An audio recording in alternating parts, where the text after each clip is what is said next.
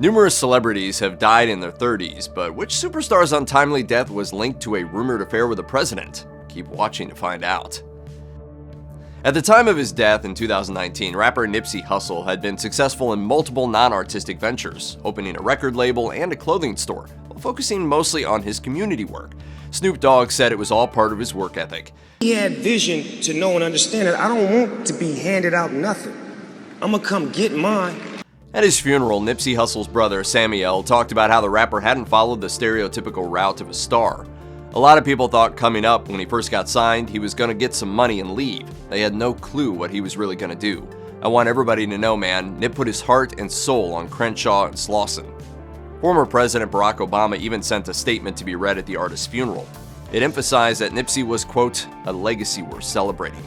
The area Nipsey Hussle had grown up in was not the safest, and by his own admission, Hussle was a member of the Rolling 60 Crips gang, though he would also work with authorities to help clean up the streets.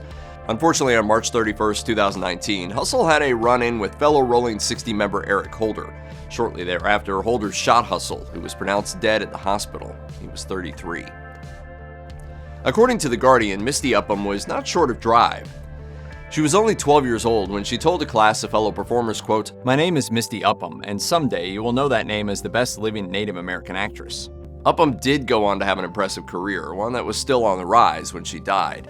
She just appeared in the film adaptation of August Osage County, which was packed with A-list talent including Meryl Streep and Julia Roberts. Upham shone among them in a significant supporting role. While she was proud of her heritage, the inherent biases of Hollywood meant she often didn't get the work she deserved. As she explained to Figure Ground, "It's frustrating as an actress of native blood to go into meetings and castings and have a great connection and feel like you'll be considered for work, any work, only to hear the person say, well, I don't have any native roles at the moment, but I'll call you if one comes up. It's like Hollywood and the rest of the world can't get their heads around the fact that natives are modern." In 2014, BBC News reports Misty Upham went missing after leaving her sister's apartment. Her family organized a search party to look around the Muckleshoot Reservation, and her body was found at the foot of a cliff. Her death, resulting from blunt force trauma from the fall, may have been accidental or intentional. She was 32. Brittany Murphy burst onto the scene with a hilarious and touching performance in 1995's Clueless, and the next decade and a half saw her star in films like 8 Mile, as well as have a high-profile relationship with Ashton Kutcher. But she's probably most famous for how she died, since it was so sudden and tragic, and has led to plenty of conspiracy theories. According to Esquire, Murphy collapsed in the bathroom of her home in 2009. The cause of death was pneumonia, which was made worse by anemia and illegal drugs she'd been taking. Murphy had felt terrible for some time, and doctors have since said that if she had gone to the hospital even a day or two before she died, she might have been saved. When her husband Simon Monjack died in the same home from pneumonia and anemia 6 months later, his father called for a more detailed investigation into their deaths. Rather than focus on the circumstances of her death, though, Murphy's mother hoped people would focus on her daughter's successes, saying in a statement, "I want my Brittany to be remembered as the darling person she was, for the giant talent she showed the world, and left behind in her movie and TV appearances, and for the friendships and loving relationships that really were a part of her life." Brittany Murphy was 32. Anna Nicole Smith was one of the most famous for being famous modern socialites. Smith had a difficult early life, dropping out of school in the 9th grade, marrying at just 16, and becoming a single mother before 20. While working odd jobs, she sent her photos to Playboy magazine, and almost overnight, everything changed. She was named Playmate of the Year for 1992, which led to a massive ad campaign with Guess jeans and small film roles. But she would quickly become most famous for her personal life when she met and married a billionaire oil tycoon who was an astonishing 63 years her senior. After he died barely a year later, Smith would end up spending what would be the rest of her life in court trying to get part of his fortune. She also got her own reality show because people were fascinated with the spectacle. When Anna Nicole Smith died on February 8, 2007, she'd recently been making headlines again, this time for the drama surrounding the birth of her daughter. 3 men claimed to be the father, including the husband of actress Zsa Zsa Gabor. But according to Today, in the middle of that drama, Smith got really sick and chose to self-medicate at a hotel rather than go to a hospital. She would end up accidentally overdosing on 9 different drugs. She was just 39. At the time of her death in 2002, Lisa Left Eye Lopes was part of one of the most successful girl groups of all time, TLC. The group sold 21 million copies total of the 3 albums they released in the 90s and won 4 Grammy Awards. Despite how good all that looked on paper, Lopes's life was extremely difficult, and she kept making headlines for the wrong reasons. After a difficult childhood, she couldn't even celebrate getting a record deal with TLC, as her father was killed the same day. Her relationship with football player Andre Rison eventually led to an argument where she burned down his house and was later fined for arson. TLC also filed for bankruptcy. Less than a year before she died, Lopes told an interviewer, "Everyone feels like they know me because they follow the news, and they don't have a clue as to who I am." Sadly, according to CNN, Lopes was on an extended trip to Honduras for a, quote, spiritual retreat when she was involved in a head-on collision and died at the scene. She was 30. As the son of President John F. Kennedy and Jacqueline Kennedy, John F. Kennedy Jr. was the closest thing America had to a royal heir. The country had seen him grow up, and iconic moments came early. Who could forget his famous salute as a 3-year-old of his father's coffin? After a life in the spotlight, JFK Jr. finally settled down, having a secret wedding with publicist Caroline Bessette. They lived the life of beautiful young socialites in New York City, although according to Harper's Bazaar, their marriage was rocky and they may have been headed for divorce. Then on July 16, 1999, the couple took off for the wedding of one of the many Kennedy cousins. Caroline's sister Lauren came with them in the small plane flown by JFK Jr., even though he was a novice pilot and the weather was bad. The plane never arrived at its destination, and the wreckage was recovered 5 days later. Carolyn was 33, JFK Jr. was 38. Princess Diana's dramatic life needs no introduction, as her story has been told in innumerable books, movies, and documentaries, and splashed across the headlines of both tabloids and legitimate newspapers. After finally divorcing Prince Charles in 1996, it seemed like Diana might live the life she wanted for the first time. Instead, it would come to a tragic and violent end. On August 31, 1997, Diana was in Paris with her new boyfriend, Dodi Al-Fayed. They tried to have dinner at a hotel restaurant, but the press and onlookers made it impossible, so they left in a car. Shortly after, that car crashed in a tunnel, killing 3 of the 4 people inside, including Diana and Al-Fayed. The princess was 36. They'd been pursued by photographers when the crash happened. At Diana's funeral, her brother would eulogize her as the, quote, most hunted person of the modern age. And her son, Prince Harry, later said of the paparazzi, "The people that chased her into the tunnel were the same people that were taking photographs of her while she was still dying on the back seat of the car." An inquest into her death stretched on for years. Blame was thrown around. The inquest found the car's driver was drunk, he was speeding to get away from the paparazzi, and that Diana and Al-Fayed might have survived if they had been wearing their seatbelts. But Diana had also refused to have police bodyguards, and the former chief told the inquest that decision also contributed to the tragic outcome. If, as it was my wish, she had police protection in Paris, then I am absolutely convinced those 3 lives would not have been tragically lost. Chris Farley made viewers cry with laughter during his stint on Saturday Night Live and in classic films like Tommy Boy, but like many of the funniest comedians, his humor masked a lot of pain. After he died, the Los Angeles Times reported that Farley's loved ones said that he had been, quote, waging a battle against overeating, drugs, and alcohol. Ultimately, the cause of death was determined to be an accidental overdose of morphine and cocaine. Farley was 33. Comedian and politician Al Franken told the Chicago Tribune that his friends had tried to help Farley. This was not something where people around him ignored his problems. It wasn't something where he ignored it. It was something he didn't have power over. The comedian's influence was still felt long after he died. On the anniversary of Farley's death in 2018, friends took to social media to remember him. Stephen Colbert tweeted, "Chris Farley and I started at Second City on the same day. You knew the minute you saw him on stage he was great. He was sweet and smart and funny. When I heard he had died 21 years ago today, I fell to the ground. Rest in peace."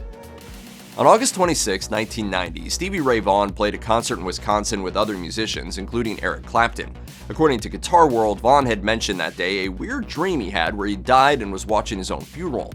Sadly, that dream would be prophetic. After the show ended, they all wanted to get back to Chicago quickly and piled into helicopters. Clapton said, "There was a convoy of helicopters, about 5 of them, and they had to go back through this very thick fog up to about 100 feet above the ground. And once we came out of that, we just took off for Chicago. When I got back, I went straight to bed, and I was woken about 7 in the morning by my manager, Roger Forrester, saying that the helicopter with Stevie Ray and our chaps hadn't come back. And then a bit later, someone discovered the wreckage. That was it." The helicopter carrying Vaughn and others crashed into a mountain, killing all on board. Vaughn was just 35. Andy Kaufman was one of the most influential and controversial comedians of all time, pioneering a type of performance art that changed how comedy is performed and understood. Tragically, Kaufman died of cancer on May 16, 1984 at the age of 35. The problem is that Kaufman committed so fully to his bits and characters that urban legends say he faked his death as part of another weird performance piece to trick his audience, which in this case was the entire world. Even some of his family members aren't necessarily convinced he's actually dead. And there are people that believe he's been hiding out right here in Albuquerque. Whether or not he faked his own death, though, the fact that people believe he might have is maybe the greatest testament to his talent.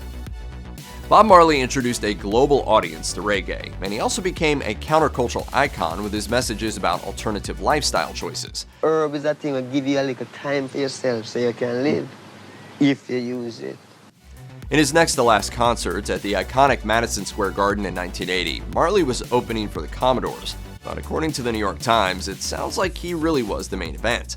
The review wrote, "The reggae star had the majority of his listeners on their feet and in the palm of his hand. After the show of strength and Mr. Marley's intense singing and electric stage presence, the Commodores were let down."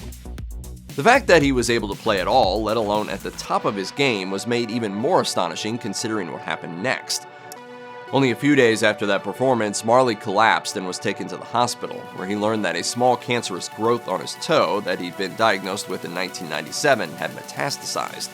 There was no hope, as it had already spread to many of his major organs. 8 months later, on May 11, 1981, Bob Marley died, aged 36.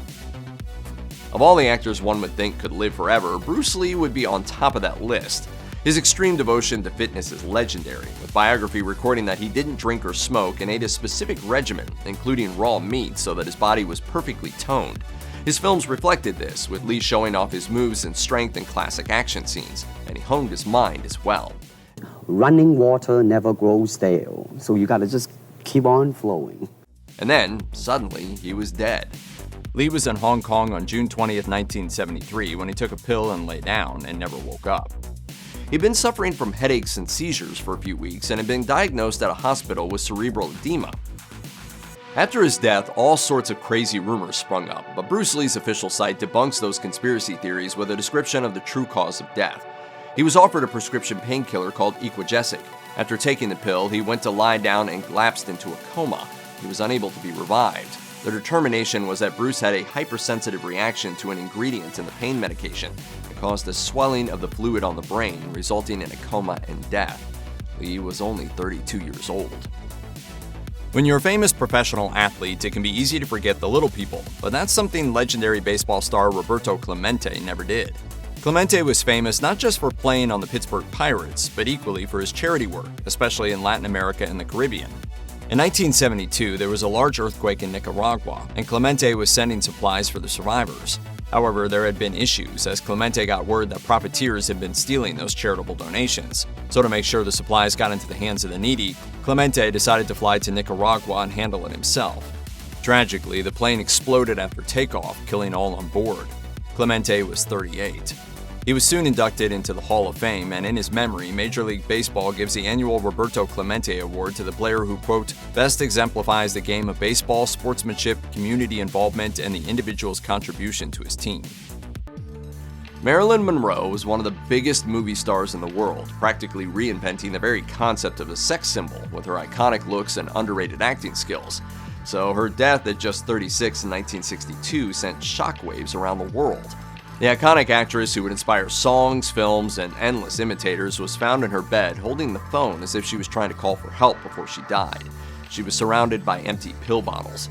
According to history, an investigation found her death was, quote, caused by a self-administered overdose of sedative drugs, and that the mode of death is probable suicide. But many people found her death to be suspicious. True, some people agreed Monroe was in a bad place at the time. For instance, one photographer said, quote, life had put her in a corner and she was trying to get out. But others thought the idea Monroe would actually kill herself was ludicrous. Her live-in housekeeper said, quote, it is my feeling that Marilyn looked forward to her tomorrows. And photographer George Barris recalled, quote, she told me, these are my champagne days. Still, others think there is something very sinister about her death, and there are plenty of unanswered questions. The most common conspiracy theories revolve around Monroe's romantic involvement with President John F. Kennedy, with the suggestion that her death could have been murder. but no real evidence has ever proved a link, and despite the conspiracy theories, it was probably an accidental overdose. How good was jazz legend Charlie Parker? Miles Davis, one of the best jazzmen there ever was, once said, "You can tell the history of jazz in 4 words. Louis Armstrong, Charlie Parker." Considering that company and the person saying it, you know Charlie Parker had to be exceptional, and he was. But he was also deeply troubled, and his life was filled with the excesses that many musicians fall victim to. And it was bad. So bad that almost 40 years after he died, Parker's widow told The Independent that she just hoped, quote, "maybe he'll be remembered as not just the most famous junkie of his time." While Parker was reinventing jazz and how music was played and showing off his brilliant improvisational skills, he was also a hedonist. A psychiatrist who examined him called him a sociopath, saying he was a man living for the pleasure principle: music, food, sex, drugs, kicks. His personality arrested at an infantile level. A man with almost no feeling of guilt and only the smallest, most atrophied nub of conscience. A member of Parker's first band said, quote, "The way he was going with all that dope and all, he could only last so long." The hard living in between his brilliant concerts took such a toll on Parker's body that during his last few days, the doctor who attended him thought Parker was in his 50s or 60s. Physically worn out, the jazz great died on March 12, 1955, aged just 34. If you or someone you know is struggling with addiction, please call the Substance Abuse and Mental Health Administration's 24/7 national helpline at 1-800-662-HELP. That's 1-800-662-4357.